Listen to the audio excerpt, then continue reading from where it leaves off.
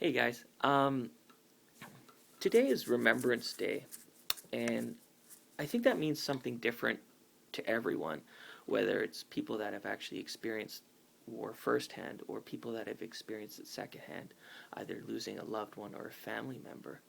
But I think it's safe to say that it kind of has affected everyone in some small way. Just about all of our parents or grandparents have fought in the wars. So it kind of unites all of us in kind of a weird way. Um, I was kind of thinking about the thought of fighting for our freedom, and what does that really mean? Um, I looked out the window and I was overwhelmed by how much I have at my disposal. Things that I just take for granted. How amazingly beautiful it is here. You know, I can go to the sink and I have clean water. I don't have to filter it. I don't have to go through this long, lengthy process. I have more food than I can eat, and I can eat a lot of food. I just turn on the switch and I have lights, you know. I have internet, and that's not one of the basic needs for survival, although we'd like to think it is. I have so much. I am rich beyond I'll ever need. And it's the funny thing about being in Canada or North America, we have just so much, so much. In our poverty, even if you are poor, you're still rich, far richer than most, in third world countries. So I was thinking today, the day of remembrance, um, yeah, we should, of course, remember everyone that sacrificed their lives for our freedom. But I think also just to be thankful for what it is that they sacrificed, this incredible gift of life that we have. I think so often we just begin to take it for granted that this is life. And instead of actually being thankful for life, we just want more and more and more. Um, that's the way that I've begun to be. I just want money. Even though I'm not really making any investments, I'm not really putting it towards anything. I just want more and more.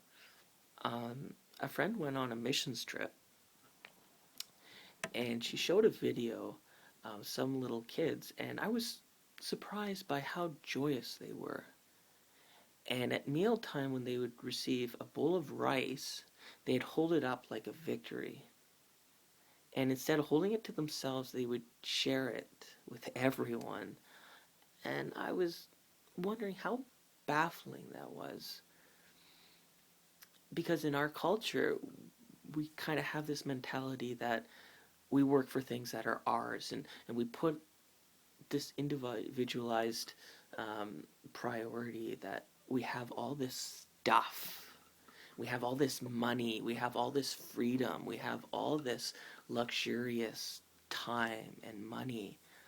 Um, Not that I'm against any technology or anything, but I'm just saying that we should be very, very thankful that we do have all this stuff, and we don't have to be in a society that is torn with war constantly happening.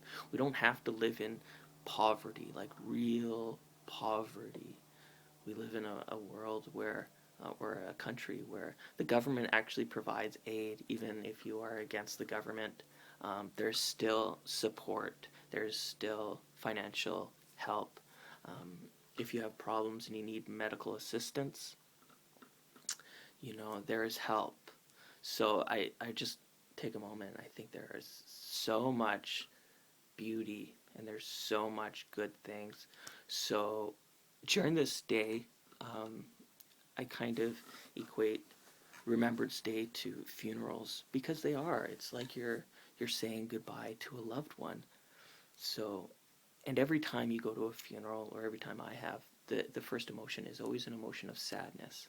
And I think that's true. I think we need to acknowledge that it is sad that these loved ones that have fought for our freedoms and we will never see again. But then I think we also need to celebrate. We need to celebrate their lives and what they have given us.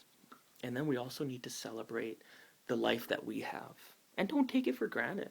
Don't take it for granted that all this amazing stuff that we have, we could be somewhere else. And the very concept of drinking water, that could be foreign.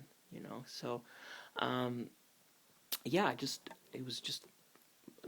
appeared to me, and I just wanted to share that. So I hope you're all having a great Remembrance Day, and yeah, just many blessings and happy.